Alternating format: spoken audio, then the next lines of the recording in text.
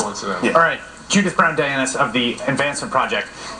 I want to get into the Voting Rights Act because I think one of the things that I think is important in thinking about what's happening in Florida and other states is that people will say, for instance, Rick Scott. Let me play Rick Scott saying that he's not targeting anyone, right? That whatever disparate impact of this, that's just an accident. Take a look.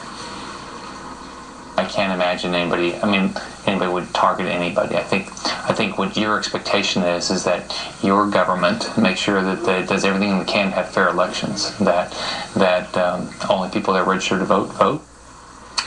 And the brilliance of the Voting Rights Act is that it recognizes that the history of voter suppression and disenfranchisement of African Americans in particular has been a history of policies that can be called race neutral, right? A literacy test doesn't say if you're black you can't vote, right? A poll tax doesn't say.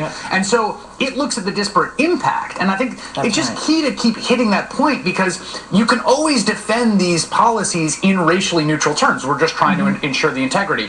How does the getting rid of third-party registrars and registration drives run up against the Voting Rights Act? Right. Well, it runs up against the Voting Rights Act because anytime that you have a policy that you put in place that disproportionately impacts people of color, it gives you the evidence that in fact there might be a discriminatory intent. But you don't have to show that the legislature set out with the intent. It's just that the impact, it fell disproportionately on people of color. And in this particular case with registration, really the information shows, the evidence shows that in fact African Americans and Latinos actually tend to register through these voter registration drives more than anyone else. And that if you roll back voter registration drives and the League of Women Voters and Rock the Vote and NAACP, for example, can't do voter registration drives, it makes it harder for blacks and Latinos to vote. And so that's why it falls under the Voting Rights Act. And I'll tell you that you're right, Chris. I mean, it's, when we look at literacy tests, it's not like, literacy tests were passed by states and, in every state they said, we're trying to target black people. We don't want them to vote.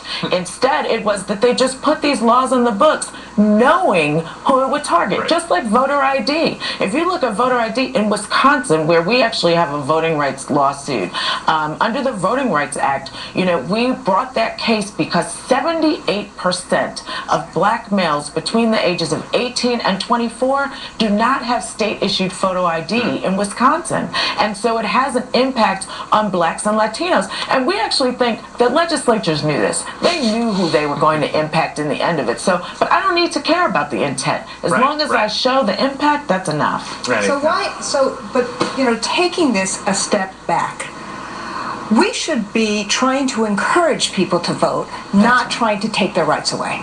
And so that's why since 2010, it's like you see state after state after state have done these voter ID laws, voter suppression laws. Florida and Wisconsin were the worst case in my judgment. And thank God for the Department of Justice, thank God for the NAACP, because they came in and they said, stop it. Well, I have a question for you, Judith, on that point. It's Michael Steele. To the point that was just made about the Justice Department and others, what is the ultimate adjudication here? I mean, where are the indictment of election officials? Where are the indictment of election programs or strategies by the Justice Department, or more importantly, by a federal court or the Supreme Court? How do you see this being played out from a judicial perspective if there is this wholesale assault on the Voting Rights Act and people feel that they're being disenfranchised? How is that getting played out in the courts ultimately?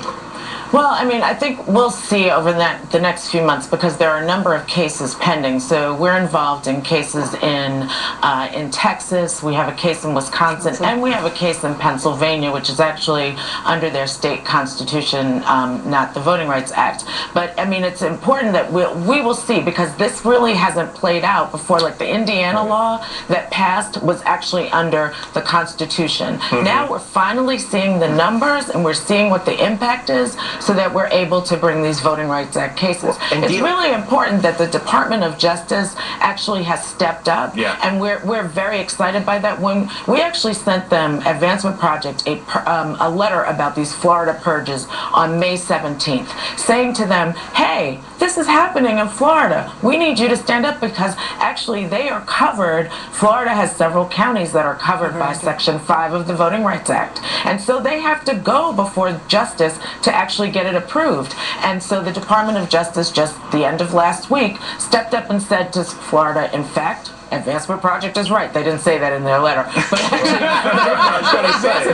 have. Advancement Project is right. You have to come before justice and get this approved. And by the way, let's add this to what Scott has done.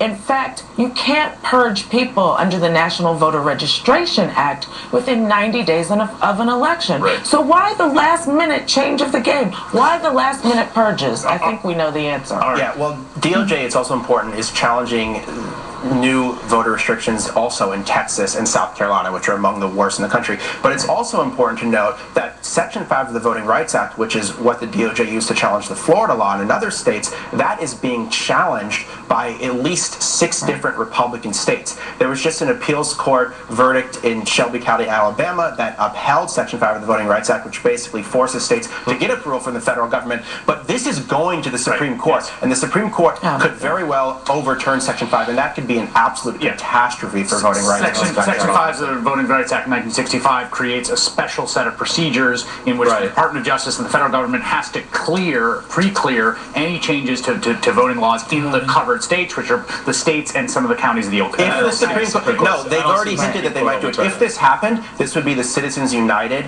for voting rights. Judith Brown-Dianis, civil rights attorney and co-director of the Advancement Project. Thanks for joining us this morning. Ari Berman. Thanks for having me, Chris. It's great to have you. Ari Berman, political correspondent for The Nation magazine. Thanks for joining us. Thank you. All right, what did